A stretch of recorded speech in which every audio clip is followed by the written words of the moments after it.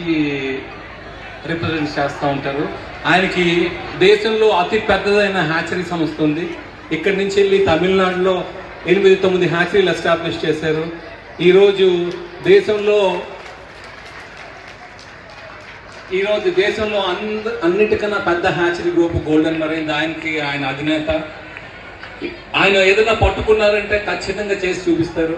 ఇండస్ట్రీలో చూపించారు, ఇప్పుడు మీ అర్బన్ డెవలప్మెంట్ కూడా చూపిస్తారు.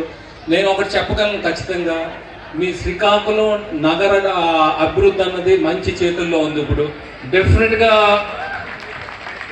మీ నగరాన్ని ముందు చాలా చాలా పైకి తీసుకెళ్తారు ఆయన, అందులో అయితే డౌట్ లేదు.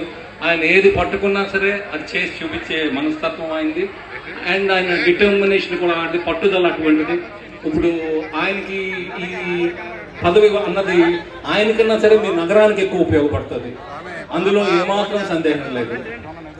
సో తర్వాత ఆయన ప్రయాణంలో ఇది మొదటి స్టెప్.